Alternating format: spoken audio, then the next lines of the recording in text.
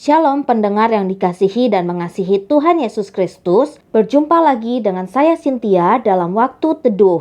Marilah kita menyiapkan hati kita untuk mendengarkan firman Tuhan. Kiranya hikmat dari Allah Bapa yang memampukan kita untuk mengerti firman dan melakukannya dalam kehidupan sehari-hari kita. Renungan harian hari ini berjudul Bangkitnya Sang Raja.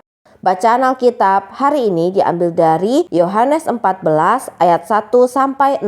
Demikian firman Tuhan. Janganlah gelisah hatimu, percayalah kepada Allah, percayalah juga kepadaku. Di rumah Bapakku banyak tempat tinggal. Jika tidak demikian, tentu aku mengatakannya kepadamu, sebab aku pergi ke situ untuk menyediakan tempat bagimu.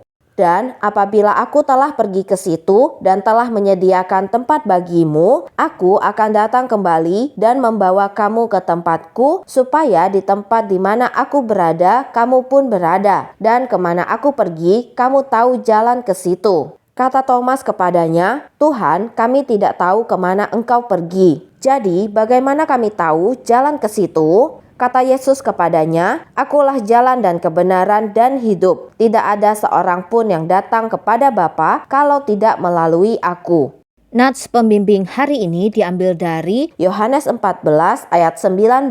Demikian firman Tuhan. Tinggal sesaat lagi dan dunia tidak akan melihat aku lagi. Tetapi kamu melihat aku, sebab aku hidup dan kamu pun akan hidup. Kita mengagumi siapapun yang bangkit kembali setelah mengalami kegagalan dan kekalahan. Pada tahun 2001, majalah Sport Illustrated menampilkan sebuah artikel tentang kebangkitan-kebangkitan terbesar sepanjang masa. Yang mengejutkan, mereka menempatkan kebangkitan Kristus di urutan pertama. Di situ tertulis, Yesus Kristus pada tahun 33 Masehi menghadapi para kritikus dan membuat orang-orang Romawi tercengang dengan kebangkitannya.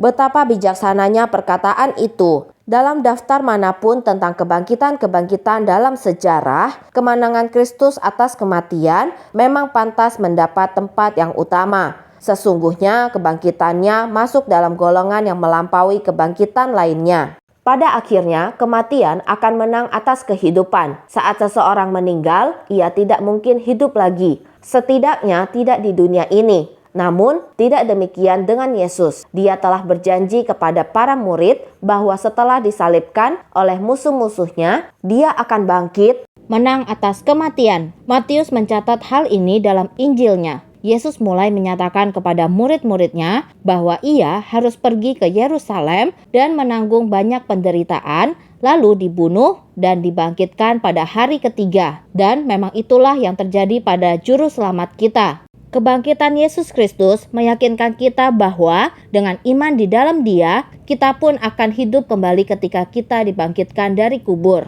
Yohanes 11 ayat 25-26. Ketika Yesus mati di salib yang keji, mereka yang berdiri menonton mengira ini sudah berakhir. Namun, dapatlah perkataannya kita percayai. Jika engkau percaya kepadaku, engkau tidak akan mati. Kubur kosong adalah dasar iman kita. Demikianlah renungan harian hari ini. Sampai jumpa lagi pada kesempatan berikutnya. Tuhan Yesus memberkati kita semua.